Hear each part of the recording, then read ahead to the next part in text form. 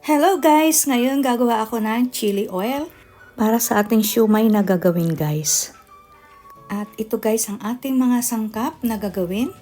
1/4 cup of chili flakes and 1/2 teaspoon of salt, 1/2 teaspoon of white sugar, 1/2 teaspoon of white pepper, 1 tablespoon of oil, 1 teaspoon of paprika,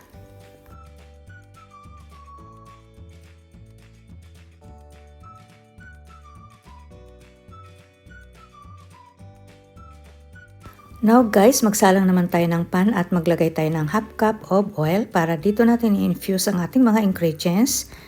Mga ingredients like this guys. Meron tayo guys 2 pirasong star anise, 1/2 cut of onion, 2 slices of ginger and 3 cloves of garlic. Isa-isa na natin guys ilagay sa ating kawali.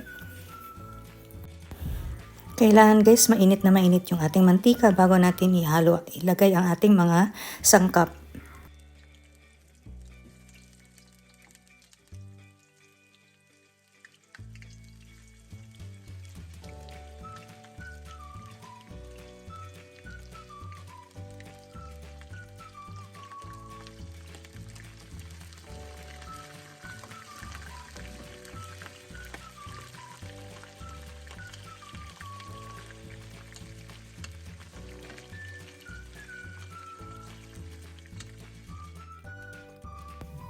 Haluin lang ng haluin natin to guys habang nakasalang. Inalo medium heat lang ang ating apoy. Hanggang magiging brown siya lahat guys.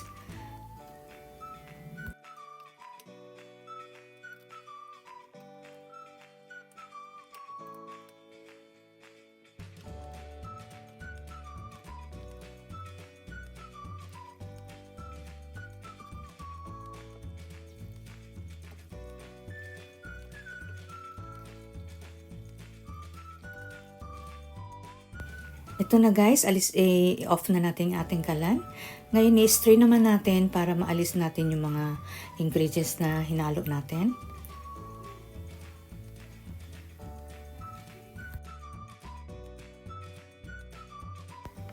Salain natin guys sa strainer.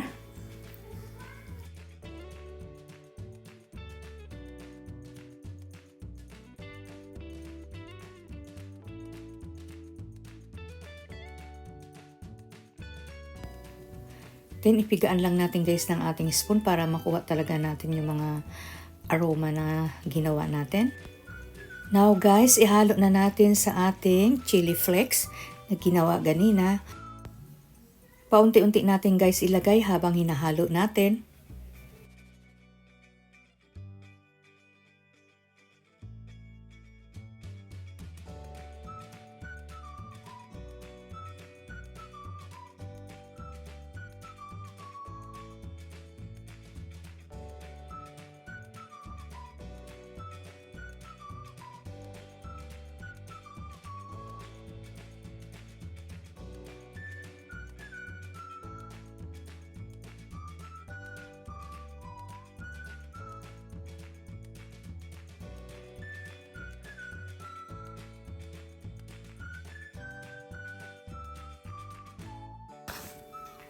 Mix lang muna natin guys habang mainit bago natin ilagay sa ating maliit na jar.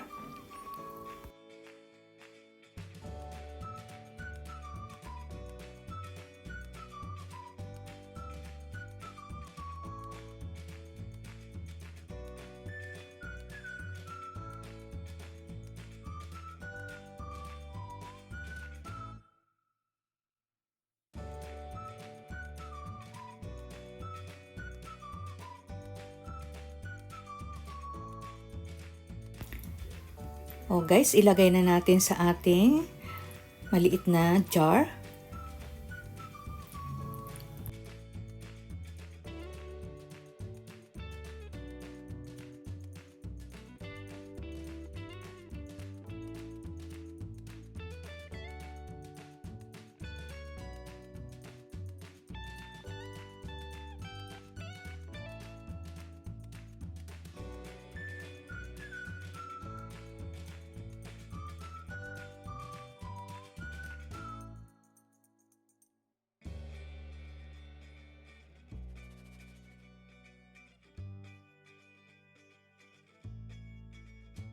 This is it guys, ang ating chili oil. Thank you for watching guys.